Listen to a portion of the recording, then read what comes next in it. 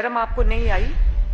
दहशतगर्द आपके सामने बैठा था और जो नवाज शरीफ को आप क्या इल्काबाद से नवाज रहे थे, सिसिलियन माफिया, डॉन, गॉडफादर। आज मैं जस्टिस खोसा से पूछना चाहती हूँ और पैनामा बेंच से पूछना चाहती हूँ, लाहौर में जो आप मनाजिर आज देख रहे हैं, जमान पाक में, आज आपको पता चला है कि सिसिलियन माफिया क्या होता है, डॉन क्या होता है। पूरे पाकिस्तान की पुलिस डॉन को पकड़ने की कोशिश कर रही है, अदालतें बुला रही हैं, वो शख्स किसी के हाथ नहीं आ रहा। अब पता चला है डॉन क्या होता है, अब पता चला है गॉडफादर क्या होता है, अच्छे से पता चल गया होगा। जरा आए ना कौम को अब बताएं कि आज आपको पता चला है कि इन टर्म्स का या इन इल्काबात का मतलब क्या है। मुझे ये बताएं, आज ये 2014 से जो हो रहा है, ये आज सामने इसलिए आ रहा है कि आज वो सहूलतकार ज्यादातर आ चुके हैं। अभी भी मैं बार बार कहती हूं कि उनकी बाकियात मौजूद है जो इसको सहूलत फराहम कर रही है। हम गहरी नजर रखे बैठे हैं, लेकिन वो बाकियात अभी भी मौजूद हैं। इसलिए जो असल बैसाखियां थी वो चली गई, इसीलिए आज ये जो सामने खुल के आ रहे हैं। जरा दिखाएंगे प्लीज ये 2000, मैं जरा याद दहानी कराती चलूं, जरा वीडियो प्ले करें। मैं सारा पाकिस्तान बंद करूंगा।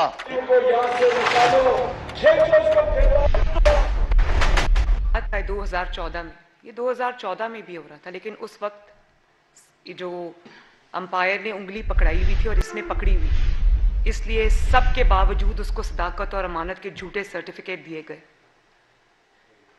आज आप देखें कि वो बिगड़ा हुआ बच्चा जो 2013-14 से जो बिगाड़ते आ रहे, उसको आज वो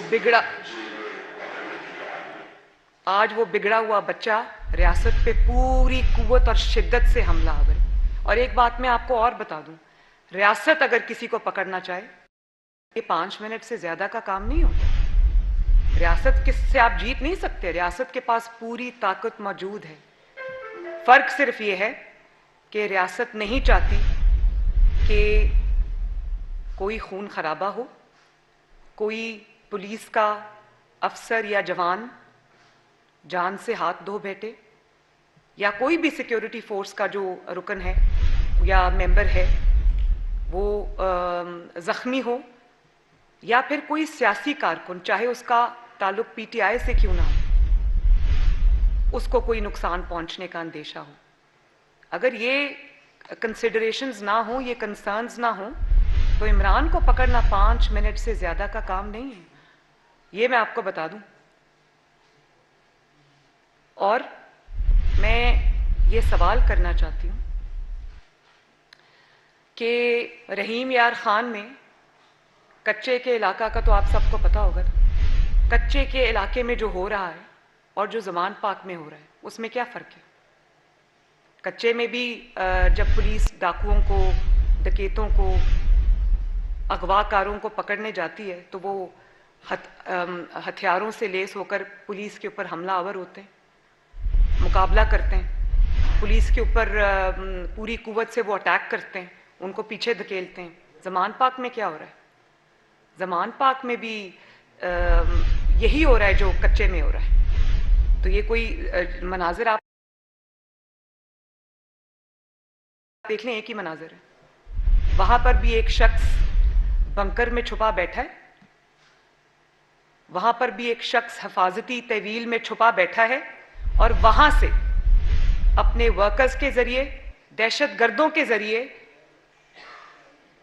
अदम तंजीमों के अराकीन के जरिए वो पूरी कुव्वत से रियासत के सिक्योरिटी फोर्सेस के ऊपर हमला आवर।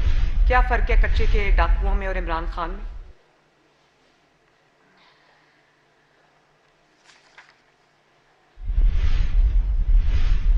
और आप ये देखें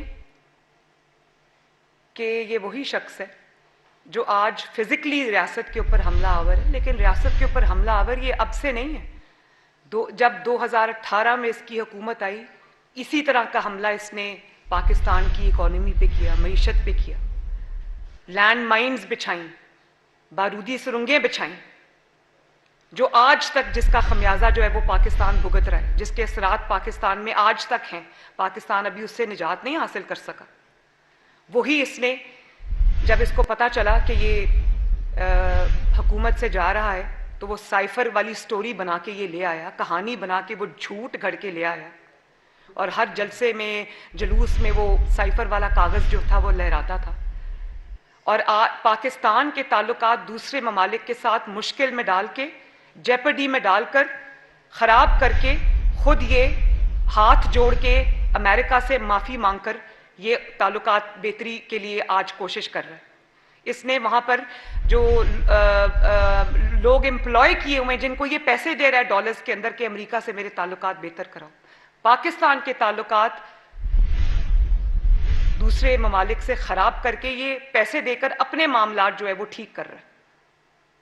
और आप आज देखें, ज़ल्मे खलीलज़ाद का स्टेटमेंट आया है इसके हक़ में। ज़ल्मे खलीलज़ाद साहब को मैं पूछना चाहती हूँ कि इसके दौर में जो बदतरीन तशद्दुद, बदतरीन इंतकाम, बदतरीन विक्टिमाइजेशन तमाम अपोजिशन पे हो रहा था, उस वक्त ज़ल्मे खलीलज़ाद साहब चुप क्यों बैठे थे? और आज उनको ये दिया है कि वो पाकिस्तान के अंदरूनी मामलात में बोलें। वो ये भी ज़रा फरमा दें कि पूरी दुनिया के मुहज़्ज़िब ममालिक के अंदर जब कोई शख्स कानून को इवेड करता है, अदालतों के अहकामात को पाँव के नीचे रोनता है, अदालत बुलाती है, जाता नहीं है, फोर्स इस्तेमाल करता है, तो उसके बारे में दुनिया क्या कहती? उसके साथ ये सलूक होना चाहिए जो इमरान खान के साथ हो रहा है। उसके बारे में इनका क्या कहना है? मैं ये सवाल करती हूँ।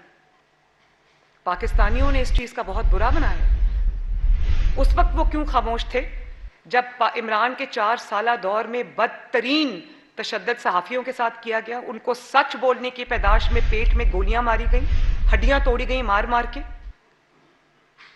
घरों से उठाकर ब्रॉड डे लाइट में अगवा किया गया। उस वक्त ये क्यों चुप थे?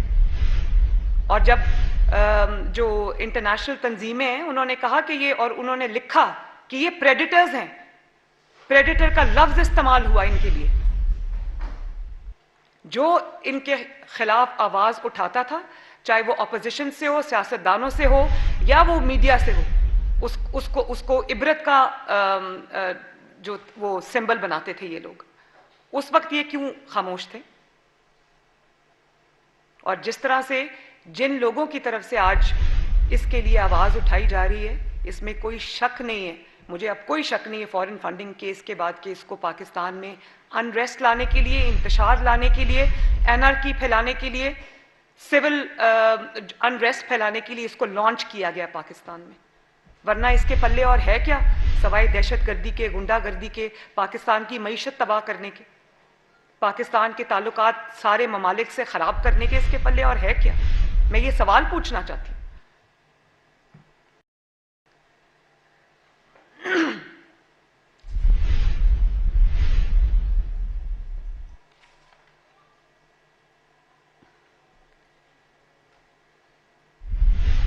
और फिर आप ये देखें कि 3 दिन से इंटरनेशनल मीडिया पे इंटरव्यूज दे रहा है, झूठ बोल रहा है, पाकिस्तान का चेहरा दागदार करके बता रहा है, झूठ बोला। और चंद एक एंकर्स ने इसके झूठ पकड़े भी। उनको झूठ बोल रहा है कि मेरी तो 18 तारीख तक मेरे पास बेल थी। इसके पास कोई 18 तारीख तक बेल नहीं थी। अगर 18 तारीख तक बेल थी तो जब कोर्ट ने पुलिस भेजी पकड़ने के लिए, तो क्यों नहीं जाके कहा, बेल का कागज दिखाया कि देखो मेरे पास ये बेल है?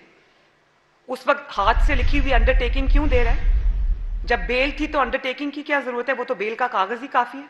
उनको ये झूठ बोल के बता रहा है कि मेरे पास बेल है 18 तारीख तक। पूरी दुनिया के सामने झूठ बोल रहा है। पाकिस्तानी कौम से तो झूठ बोलने की इसकी रिवायत पुरानी है। इंटरनेशनल मीडिया पे एक शख्स इंप्यूनिटी के साथ, बेशर्मी के साथ, डटाई के साथ झूठ बोल रहा है, और वो इंटरनेशनल मीडिया पे इसको पता है कि वो चेक हो जाएगी, इसके पास बेल नहीं है 18 तारीख तक। और फिर कहता है ये मुझे गिरफ्तार करके बलूचिस्तान भेजना चाहते हैं, इसलिए मुझे गिरफ्तार करना चाहते हैं। भाई तुम्हें गिरफ्तार करके बलूचिस्तान नहीं भेजना चाहते, तुम्हें गिरफ्तार करके अदालत में पेश करना चाहते हैं। अदालत क्या करे जब उसके हुक्म पे अमल दरामद के लिए पुलिस इसको पकड़ती है, और क्योंकि अदालत में पेश नहीं होता।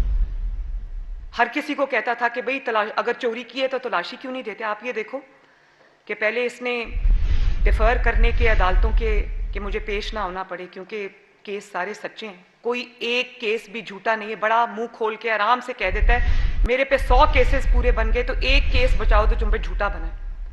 मैं बार बार ये बात कहती हूँ, टिरियन वाइट केस झूठा है, फॉरेन फंडिंग वाला केस झूठा है। फॉरेन फंडिंग वाला केस अगर झूठा है तो 7 साल क्यों सांप बन के उस केस पे बैठे रहे, उसको खुलने नहीं दिया और डिलेइंग टैक्टिक्स यूज किए।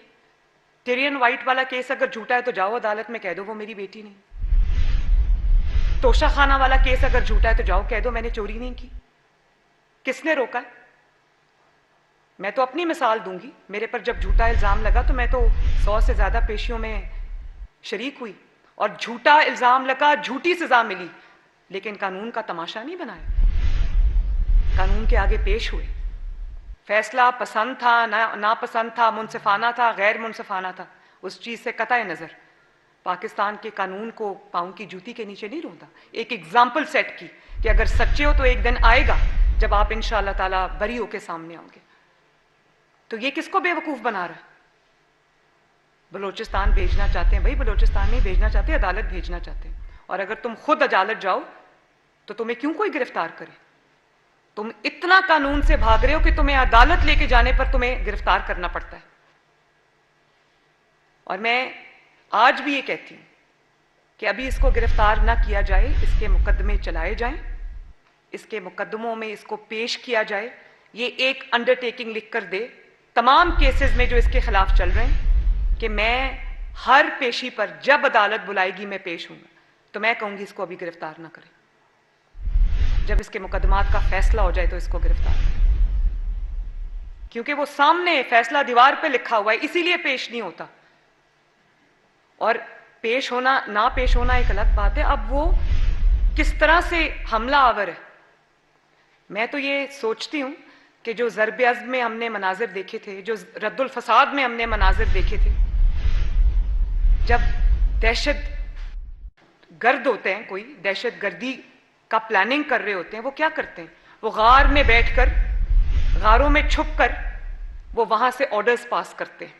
पॉलिटिकल तरीकों में, जमहूरी तरीकों में, जब किसी मकसद के लिए कोई पाकिस्तान के सियासतदान या किसी भी मुल्क के सियासतदान जब कोई तहरीक चलाना चाहते हैं, जब कोई कैंपेन चलाना चाहते हैं, जब कोई जमहूरी तहरीक चलती है, तो हमने तो यही देखा है कि जो सियासी लीडर होता है या जो जमात का सरबराह होता है वो फ्रंट से लीड करता है, वो सबसे आगे होता है, लोग उसके पीछे निकलते हैं। ये हमने तो यही देखा है, ये हमने पहली मर्तबा देखा है। ये तो हमने सियासी दहशतगर्द जमातों के साथ देखा है कि वो गारों से बैठ के ऑर्डर देते हैं। वही हो रहा है ज़मान पाक में। ज़मान पाक के बंकर से बैठकर बयानात दिए जा रहे हैं। ज़मान पाक ज़मानत पाक की मेरे मुंह पे अब आ जाता है, क्योंकि है तो वो ज़मानत पाक की। ज़मान पाक के बंकर से बैठकर लोगों को कहा जा रहा है पेट्रोल बॉम्ब्स फेंको। कहां से आया वो पेट्रोल? कहां से आए वो पेट्रोल बॉम्ब्स? कहां से आया वो जो टेक्नोलॉजी है जिसके थ्रू आपने जो पेट्रोल बॉम्ब्स हैं वो बनाए? सियासी जमातों के हाथों में कभी आपने पेट्रोल बॉम्ब्स देखे? डंडे बरदार लोगों की फोर्स है। और आप ये देखें कि कितनी बड़ी इसने गलत हरकत की है कि पहले जब लॉन्ग मार्च था तो केपी से सिक्योरिटी फोर्सेस को लेकर आया, वहां पर तब इसकी खैबर पख्तूनख्वा में हुकूमत थी, वहां से सिक्योरिटी फोर्सेस को लेके आया, वहां से जत्थे लेकर आया और इस्लामाबाद पुलिस पर हमलावर हुआ। उनके मुकाबले उनको लाके खड़ा कर दिया। आज क्या कर रहा है? आज भी यही कर रहा है। आज गिलगित बल्तिस्तान में हुकूमत है, ये हुकूमतें बनाता ही इसीलिए कि उनके रिसोर्सेज को इस्तेमाल करे। आज गिलगित बल्तिस्तान के अंदर हुकूमत है, वहां से पुलिस लेकर आकर उसको पंजाब पुलिस के मुकाबले में खड़ा कर दी। तो ये एक सूबे को दूसरे सूबे से लड़ाने की घिनौनी साजिश अगर किसी और, अल्लाह ना करे, सियासतदान ने, किसी और सियासी लीडर ने, किसी और जमात के सरबराह ने की होती, तो क्या रियासत इस तरह बैठ के तमाशा देखती जिस तरह आज रियासत बैठ के तमाशा देख रही? ये सवाल बनता है या नहीं बनता?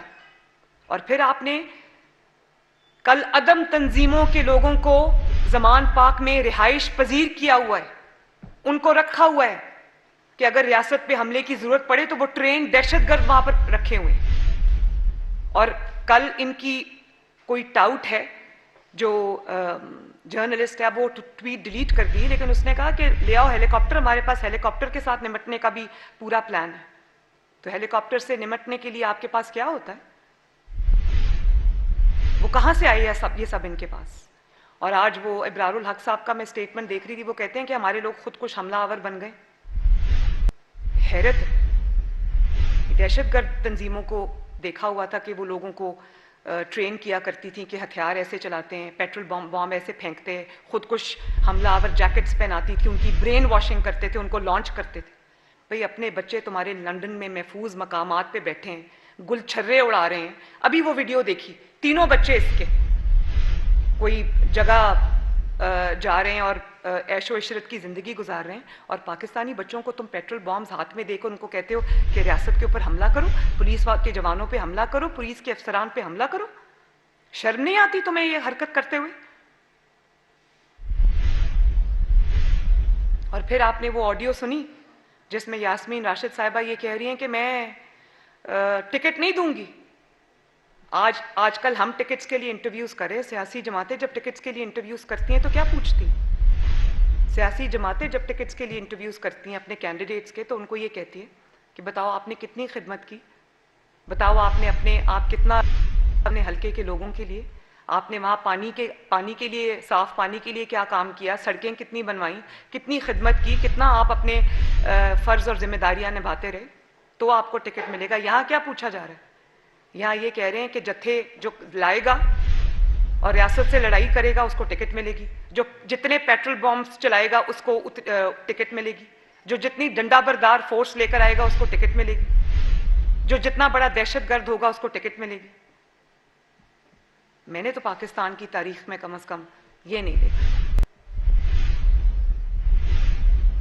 जरा वीडियो चलाएं प्लीज।